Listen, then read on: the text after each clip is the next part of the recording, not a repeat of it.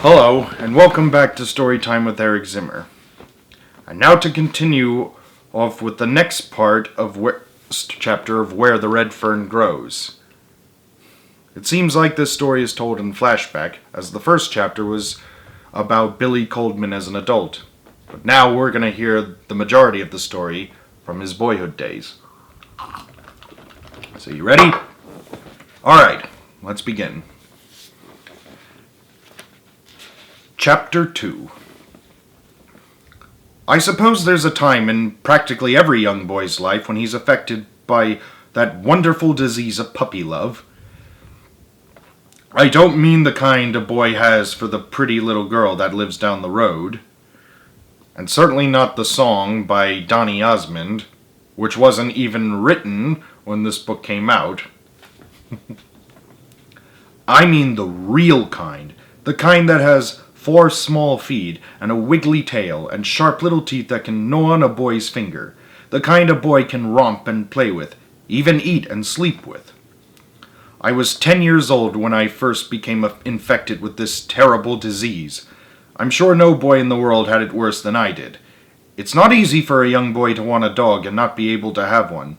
It starts gnawing on his heart and gets all mixed up in his dreams.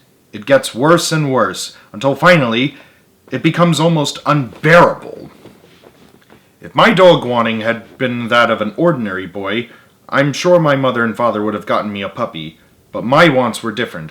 I didn't want just one dog, I wanted 2, and not just any kind of a dog, they had to be a special kind and a special breed. I had to have some dogs. I went to my father and had a talk with him. He scratched his head and thought it over. Well, Billy, he said, I heard that old man Hatfield's collie is going to have pups. I'm sure I can get one of them for you. He may as well have poured cold water on me. Papa, I said, I don't want an old collie dog. I want hounds, coon hounds, and I want 2 of them. I could tell by the look on his face that he wanted to help me, but couldn't. He said, Billy, those kind of dogs cost money, and that's something we don't have much of right now. Maybe someday when we can afford it, you can have them, but not right now. I didn't give up. After my talk with Papa, I went to Mama. I fared no better there. Right off she said I was too young to be hunting with hounds. Besides, a hunter needed a gun, and that was one thing I couldn't have. Not until I was 21 years old, anyway. I couldn't understand it. There I was sitting in the middle of the finest hunting country in the world, and I didn't even have a dog. Not have a gun until he was 21 years old?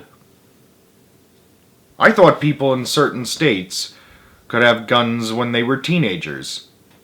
And back in those days, well, what do I know? Still, he's only 10 at the time. Anyways, our home was in a beautiful valley far back in the rugged Ozarks. The country was new and sparsely settled. The land we lived on was Cherokee land, allotted to my mother because of the Cherokee blood that flowed in her veins. It lay in a strip from the foothills of the mountains to the banks of the Illinois River in northeastern Oklahoma.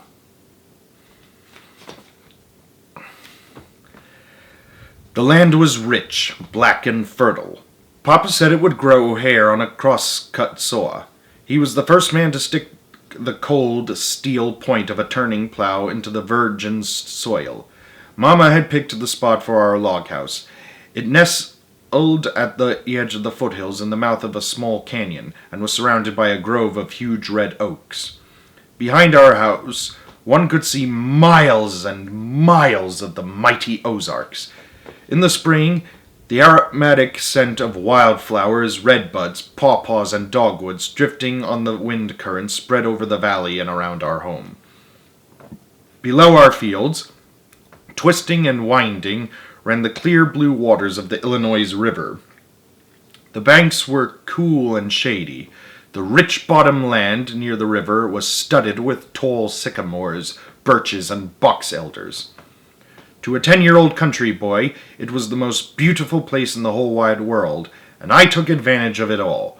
I roamed the hills and the river bottoms. I knew every game trail in the thick cane brakes and every animal track that was pressed in the mud along the river banks. The ones that fascinated me the most were the baby-like tracks of a river raccoon. They just call them coons in this book. Just keep in mind that coon is short for raccoon. Okay. I'd lie for hours examining them. Before leaving, I'd take a switch and sweep them all away. These I called my trail looks. The next day I'd hurried back, and sure enough, 9 times out of 10, there in the clean swept ground I would again find the tracks of a ringtail coon. I knew he had passed over the trail during the night. I could close my eyes and almost see him, humped up and waddling along, fishing under the banks with his delicate little paws for crawfish, frogs, and minnows. I was a hunter from the time I could walk. I caught lizards on the rail fences, rats in the corn crib, and frogs in the little creek that ran through the fields. I was a young Daniel Boone, and he was a real pioneer in his day. As the days passed, the dog-wanting disease grew worse. I began to see dogs in my sleep. I went back to my father and mother. Just the same old story. Good hounds cost money, and they just didn't have much of it. My dog-wanting became so bad I began to lose weight, and my food didn't taste good anymore. Mama noticed this, and she had a talk with Papa.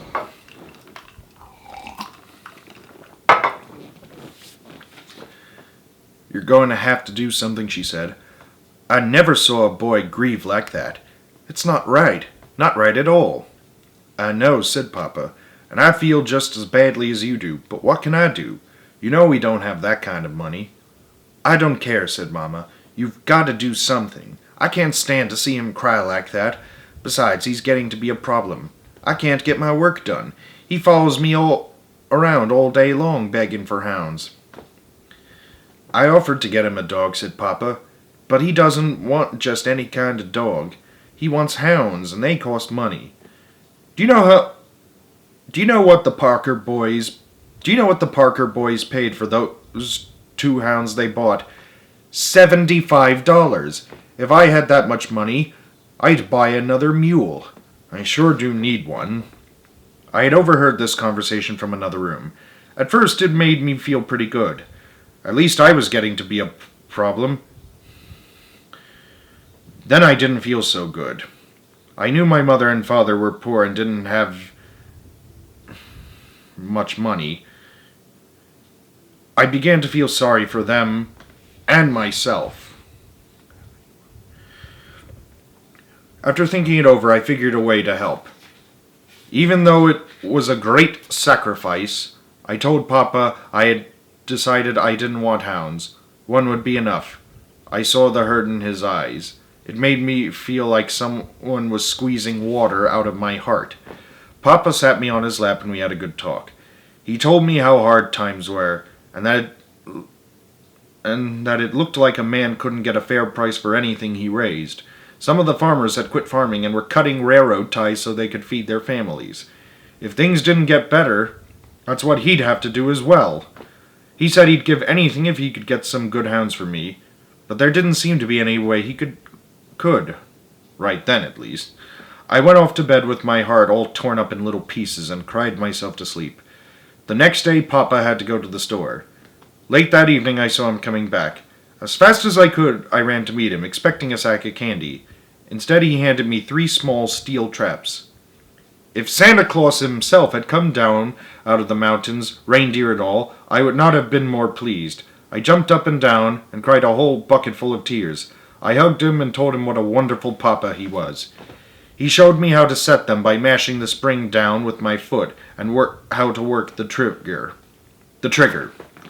I took them to bed with me that night. The next morning, I started trapping around the barn.